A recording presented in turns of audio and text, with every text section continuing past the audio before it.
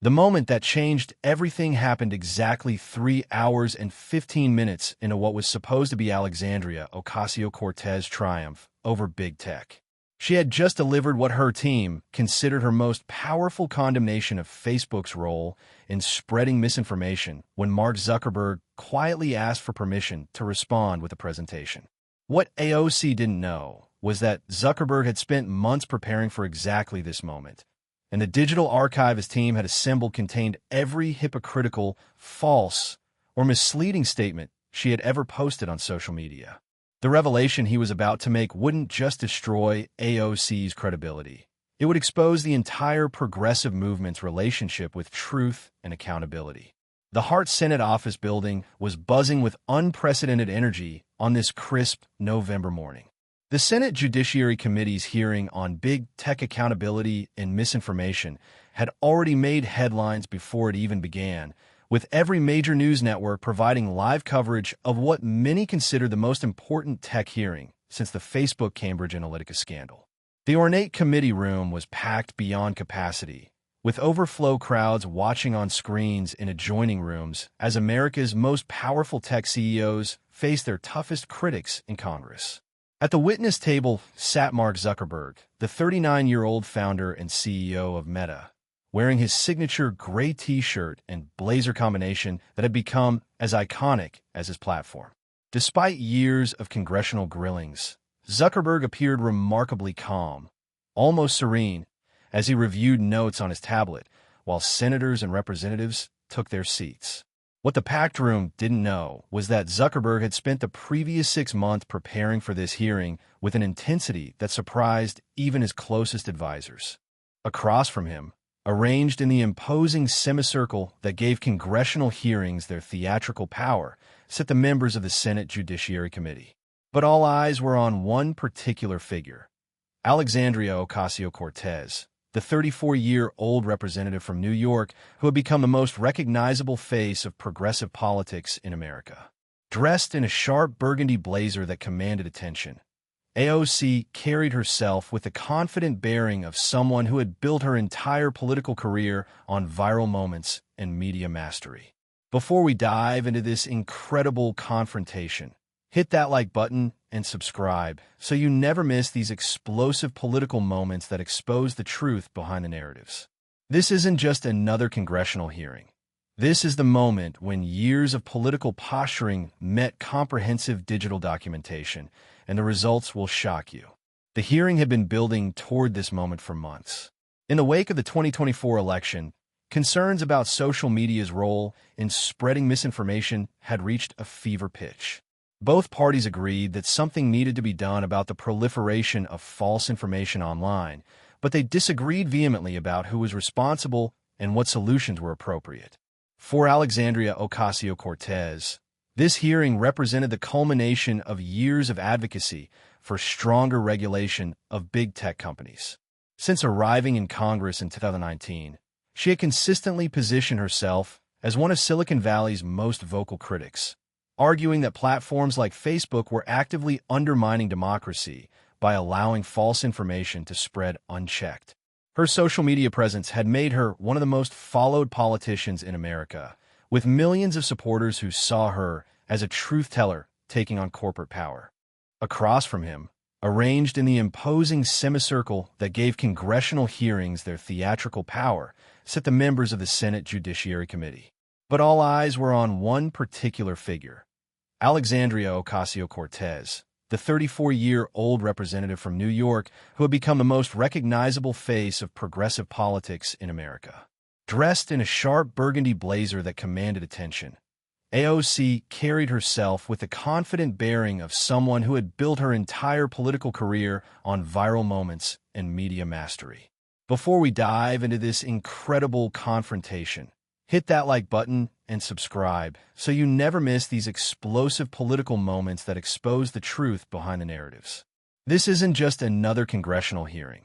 This is the moment when years of political posturing met comprehensive digital documentation, and the results will shock you. The hearing had been building toward this moment for months. In the wake of the 2024 election, Concerns about social media's role in spreading misinformation had reached a fever pitch. Both parties agreed that something needed to be done about the proliferation of false information online, but they disagreed vehemently about who was responsible and what solutions were appropriate. For Alexandria Ocasio-Cortez, this hearing represented the culmination of years of advocacy for stronger regulation of big tech companies. Since arriving in Congress in 2019, she had consistently positioned herself as one of Silicon Valley's most vocal critics, arguing that platforms like Facebook were actively undermining democracy by allowing false information to spread unchecked. Her social media presence had made her one of the most followed politicians in America, with millions of supporters who saw her as a truth-teller taking on corporate power. But Mark Zuckerberg had been watching AOC's rise with the analytical eye of someone who had built his fortune on understanding human behavior and digital communication patterns. As the owner of the platforms where much of modern political discourse took place, Zuckerberg had access to data that most people couldn't even imagine. His team could track not just what people posted publicly, but how those posts performed, who shared them, and whether the claims they contained were accurate. What had started as routine monitoring of political content on Facebook had evolved into something much more comprehensive. Zuckerberg's team had begun systematically cataloging false or misleading information spread by major political figures, initially as a way to understand how misinformation propagated through social networks. But as AOC's criticism of Facebook grew more aggressive and her calls for regulation more specific, Zuckerberg had made a decision that would prove devastating for the Congresswoman's credibility. He had ordered his team to compile a comprehensive archive of every statement AOC had ever posted on social media platforms, cross-reference those statements with factual evidence, and identify patterns of misinformation that could be used to demonstrate the hypocrisy of politicians who demanded accountability from others while refusing to be held to the same standards themselves. The project, codenamed Mirror, within Facebook's trust and safety team, had taken 8 months to complete. The final database contained over 3,000 posts from AOC's various social media accounts dating back to 2009, when she was still a college student at Boston University. Each post had been fact-checked, categorized, and cross-referenced with subsequent evidence that contradicted or supported the claims she had made. The results were more damning than even Zuckerberg had expected. The woman who had built her political brand on fighting misinformation had herself been one of the most prolific spreaders of false information on social media platforms. From economic statistics to scientific claims to basic factual assertions about current events, AOC's posting history revealed a pattern of confident incorrectness that undermined every criticism she had ever made about platform accountability. Zuckerberg had initially planned to release this information through a carefully orchestrated media campaign, but when AOC's office announced she would be leading the questioning at this hearing, he made a different decision. He would present the evidence in real time during the hearing itself, giving AOC no opportunity to prepare responses or control the narrative.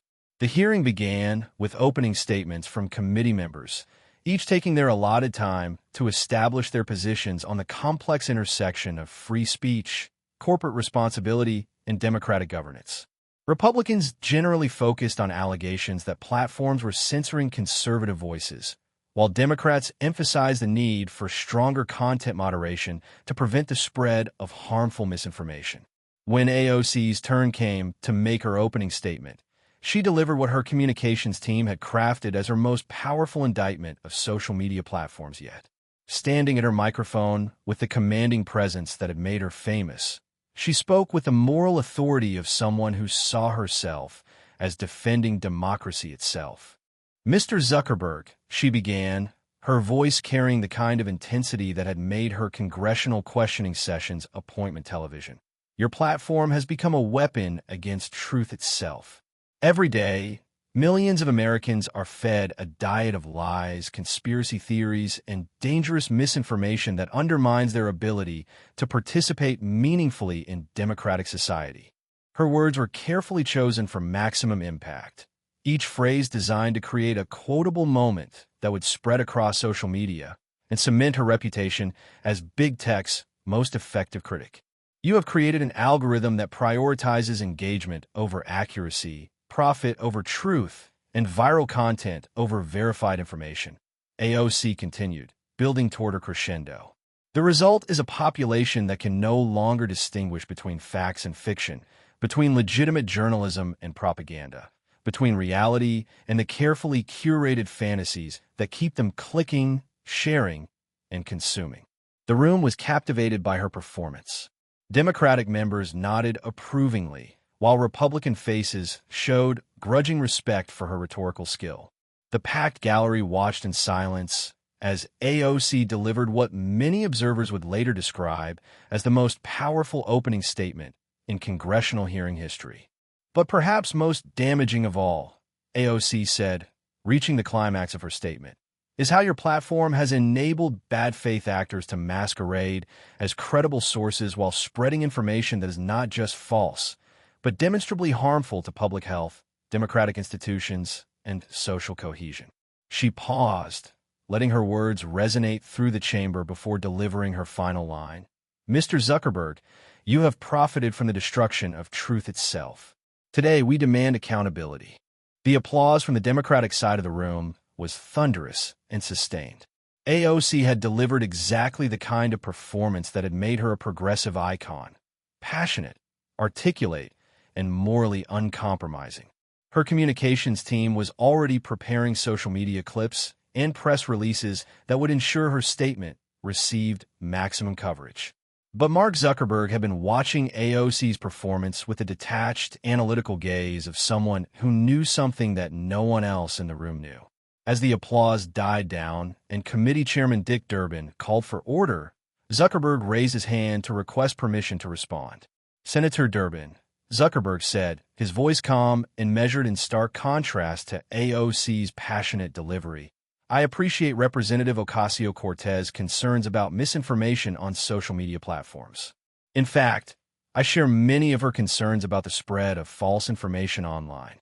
He paused, reaching for his tablet with deliberate precision. With the committee's permission, I'd like to present some research my team has conducted on this exact issue. I think it will provide valuable context for our discussion about platform accountability and the responsibility that all users, including elected officials, have in combating misinformation. Senator Durbin, intrigued by Zuckerberg's unusual request, granted permission for the presentation. Technical staff quickly set up the necessary connections to display Zuckerberg's tablet screen on the large monitors positioned throughout the hearing room.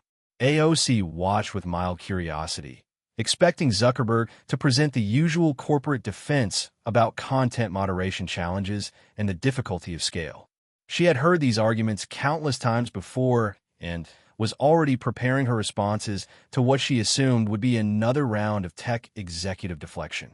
She had no idea that she was about to become the subject of the most comprehensive real-time fact-checking exercise in congressional history. Representative Ocasio-Cortez, Zuckerberg began, his voice taking on the tone of a professor beginning a lecture. You've built your political career on fighting misinformation and holding others accountable for spreading false information. I think that's admirable, and I want to support your efforts. The screens around the room displayed the Facebook logo with the text combating misinformation, a case study underneath. AOC shifted slightly in her seat, beginning to sense that something unexpected was happening. However, Zuckerberg continued, I believe that any serious discussion about accountability must include honest self-reflection about our own contributions to the problem.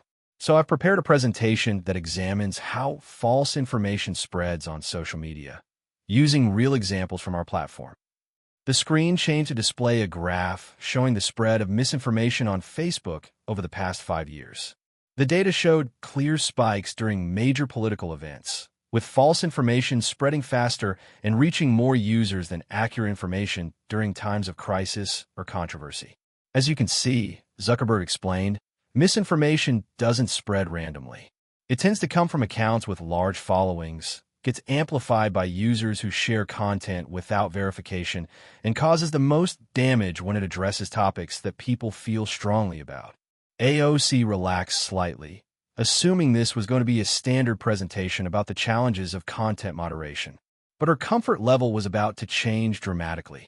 Now, Zuckerberg said, advancing to the next slide, let me show you some specific examples of how this pattern works in practice. The screen displayed a Facebook post from 2021, showing a screenshot of AOC's official account.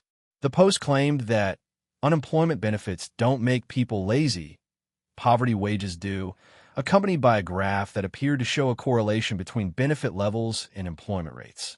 This post, Zuckerberg explained, was shared over 50,000 times and reached approximately 2.3 million users. It generated significant engagement and was widely praised for challenging conventional wisdom about unemployment benefits. AOC began to feel uneasy. Why was Zuckerberg displaying her old posts during a hearing about misinformation? However, Zuckerberg continued, when we fact-checked this post against Bureau of Labor Statistics data, we discovered that the graph used was not from any official government source, and the correlation it claimed to show was not supported by actual employment data. The screen split, showing AOC's original post on the left and official BLS data on the right. The contrast was striking. AOC's graph showed a clear positive correlation between benefit levels and employment, while the actual government data showed no such relationship. The hearing room fell silent as the implications began to sink in. Zuckerberg wasn't just discussing misinformation in general. He was presenting evidence that AOC herself had spread false information on social media. But this was just the beginning. Here's another example, Zuckerberg said, advancing to the next slide. This time, the screen showed a tweet from AOC's account claiming that the Pentagon spends more on military bans than the entire EPA budget. This post was shared over 75,000 times and was cited by multiple news organizations as evidence of misplaced government priorities, Zuckerberg explained. However, according to Department of Defense and EPA budget documents, this claim is demonstrably false. The screen displayed the actual numbers. Pentagon spending on military bans totaled approximately $437 million annually, while the EPA's budget was over $9 billion. AOC's claim wasn't just wrong. It was off by a factor of more than 20. AOC's face had begun to flush as she realized what was happening. Zuckerberg wasn't just fact-checking her posts. He was systematically documenting her own history of spreading misinformation while building her case against platform accountability. I could go on, Zuckerberg said, his voice maintaining the same calm, professorial tone, but I think these examples illustrate an important point about how misinformation spreads on social media platforms. He turned to look directly at AOC, his expression neutral, but his meaning clear. The users who spread false information most effectively are often those with large platforms, strong reputations for truthfulness, and passionate audiences who share content based on trust rather than verification. In other words, Representative Ocasio-Cortez, the most dangerous sources of misinformation on social media are often people exactly like you. The hearing room erupted. Republican members struggled to contain their satisfaction, while Democrats looked stunned and uncertain. AOC herself appeared frozen, clearly unprepared for this level of direct confrontation backed by comprehensive evidence. But Zuckerberg wasn't finished. He had spent months preparing for this moment, and he intended to make his point completely and definitively. Since Representative Ocasio-Cortez has made platform accountability the centerpiece of her political brand, he continued, I think it's worth examining her own accountability for the misinformation she spread. The next slide displayed a comprehensive analysis of AOC's social media posts over the previous 3 years. The data was presented in clean, professional graphs that showed posting frequency, engagement rates, fact-checking results, and error rates across different topic categories. Our analysis found that Representative Ocasio-Cortez posts false or misleading information at a rate of approximately 23%, meaning that nearly 1 in 4 of her social media posts contains claims that are contradicted by verifiable evidence. The number hung in the air like an indictment. AOC, the politician who had built her career on fighting misinformation, had been revealed as someone who spread false information at a rate that would make a conspiracy theorist blush. Furthermore, Zuckerberg continued, Posts containing false or misleading information from Representative Ocasio-Cortez account generate 340% more engagement than her posts containing accurate information. In other words, her misinformation performs better on our platform than her truthful content. The implications were devastating. Not only had AOC been spreading false information, but the algorithm she criticized for promoting misinformation had actually been responding to her audience's preference for her false claims over her accurate ones. Zuckerberg advanced to his next slide, which displayed a timeline of AOC's most viral misinformation posts alongside major political events. The pattern was clear and damning. AOC's false claims typically appeared during times of political crisis or controversy, when emotions were high and fact-checking was minimal. During the 2020 election period, Zuckerberg noted, Representative Ocasio-Cortez posted false or misleading information at a rate of 41%, with these posts receiving an average of 180% more engagement than posts from the same period that contained accurate information. AOC finally found her voice, though it lacked the commanding authority she had displayed just minutes earlier. Mr. Zuckerberg, this is completely inappropriate. You're taking my posts out of context and applying your own biased fact-checking standards. Representative Ocasio-Cortez, Zuckerberg interrupted smoothly. I understand that this information might be uncomfortable, but I want to assure you that we use the same fact-checking standards and methodologies that you've demanded we apply to all users of our platform. He clicked to the next slide, which displayed the methodology section of his analysis. The approach was comprehensive and transparent. Each claim had been verified against multiple independent sources, with particular emphasis on official government data and peer-reviewed research. In fact, Zuckerberg continued, we used fact-checking organizations that you yourself have praised and recommended, including PolitiFact, Snopes, and a Washington Post fact-checker. We also consulted with academic researchers from institutions including MIT, Stanford, and Harvard. The methodological rigor was unassailable, which made the results all the more damaging to AOC's credibility. But Zuckerberg had saved his most devastating evidence for the climax of his presentation. Now, Representative Ocasio-Cortez, he said, I want to address your specific criticism that social media platforms profit from the destruction of truth. I think you're absolutely right about this problem, which is why I want to show you who has profited most from spreading misinformation on our platform. The screen displayed a financial analysis that made the entire room gasp. It showed that AOC's social media presence had generated an estimated $12.7 million in value through fundraising, book sales, speaking fees, and other opportunities directly attributable to her viral posts. Of that total, approximately $4.8 million was directly linked to posts that contained false or misleading information.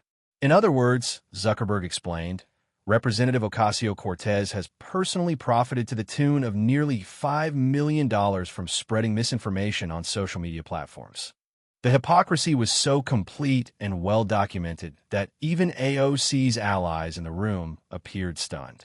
The woman who had built her political career attacking others for profiting from misinformation had been revealed as someone who had personally enriched herself by spreading false information to her millions of followers.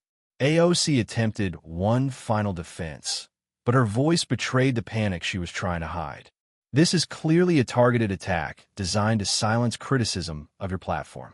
You're using cherry-picked data and biased analysis to Representative Ocasio-Cortez, Zuckerberg said, cutting her off with calm authority.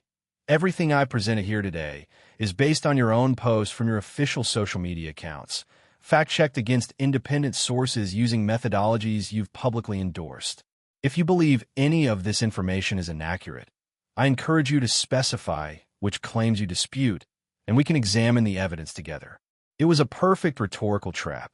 AOC could either accept the validity of the evidence that destroyed her credibility, or she could challenge fact-checking methodologies that she had spent years promoting as the solution to misinformation.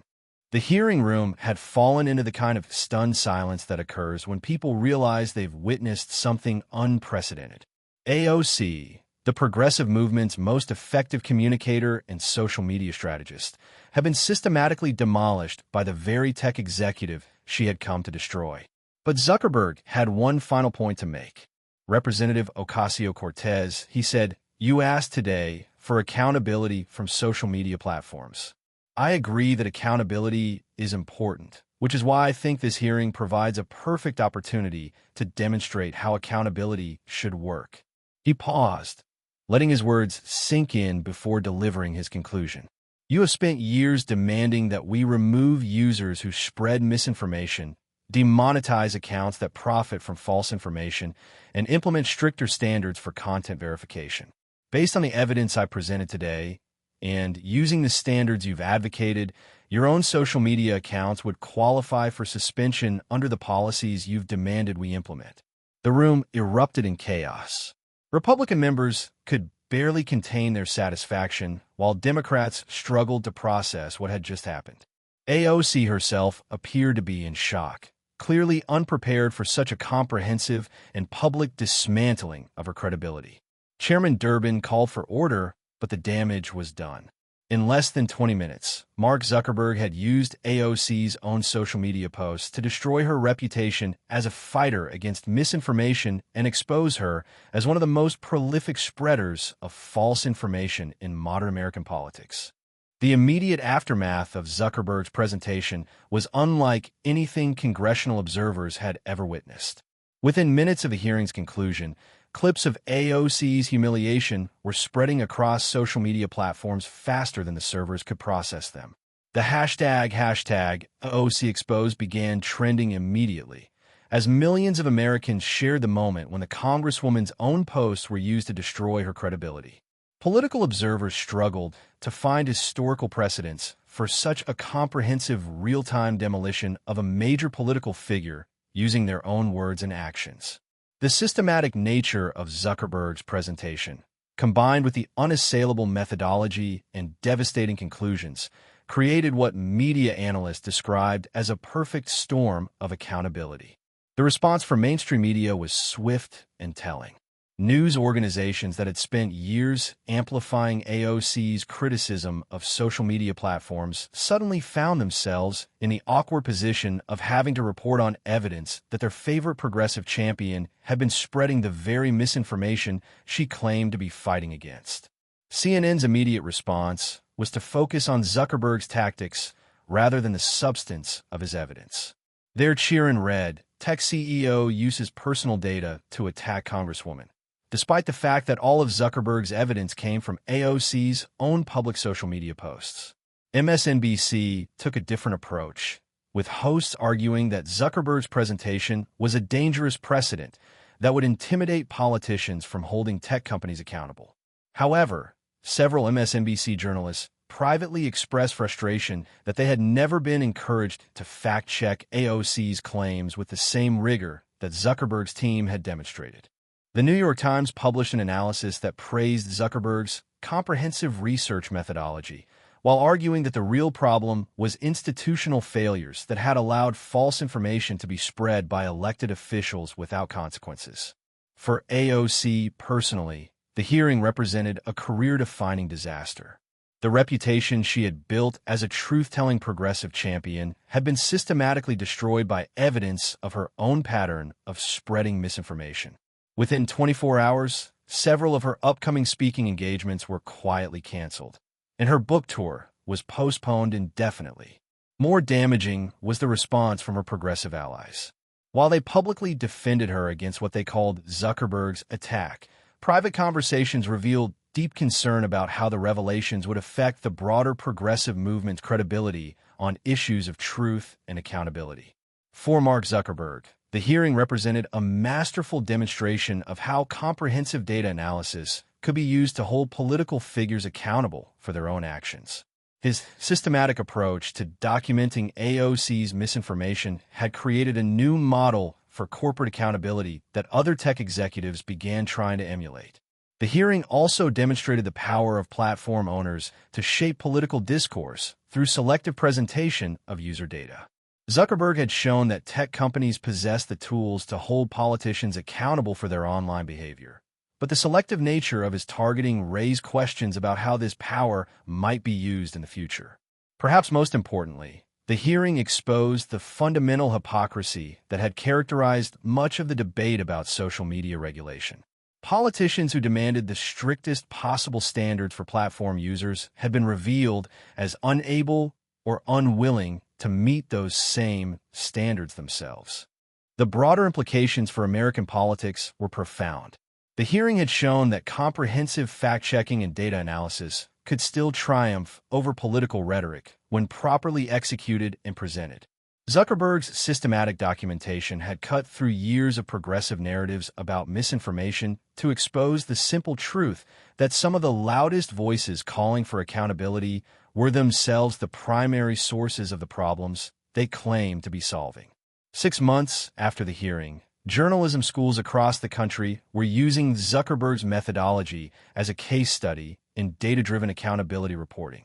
The systematic approach of documenting public statements and cross-referencing them with verifiable evidence became known as the Facebook model in academic circles.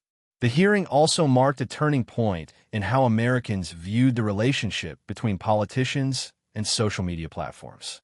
The revelation that AOC had been spreading misinformation while calling for stricter platform regulation forced a broader reckoning about the trustworthiness of political communications in the digital age. For the progressive movement, the hearing created a crisis of credibility that extended far beyond AOC's individual reputation. If one of their most effective communicators had been systematically spreading false information, what did that say about the movement's commitment to truth and accountability? Congressional Republicans immediately seized on Zuckerberg's documentation to argue for investigations into what they called progressive misinformation campaigns. House committees announced plans to subpoena social media data for other Democratic politicians to determine if AOC's pattern of false claims was representative of broader trends. More significantly, the hearing had demonstrated that tech platforms possess the tools and data necessary to hold politicians accountable for their online behavior. The question now was whether they would use these capabilities consistently and fairly, or whether Zuckerberg's targeting of AOC had been a strategic decision designed to deflect criticism of his platform. The confrontation between Mark Zuckerberg and Alexandria Ocasio-Cortez became more than just a congressional hearing moment. It became a defining example of how data-driven accountability could expose political hypocrisy when backed by comprehensive evidence and strategic presentation. As political observers analyzed the long-term implications of the hearing, one conclusion was inescapable. Mark Zuckerberg had not just defended his platform against regulatory threats. He had demonstrated how tech companies could use their own data to hold politicians accountable for the very behavior they criticized in others. The lesson was clear. In the digital age, every public statement leaves a permanent record, and those records can be systematically analyzed to reveal patterns of truth and falsehood that no amount of political spin can overcome. AOC had learned this lesson in the most public and humiliating way possible, and American politics would never be quite the same. 1 year later, the hearing was still being analyzed as a watershed moment in the relationship between technology and politics.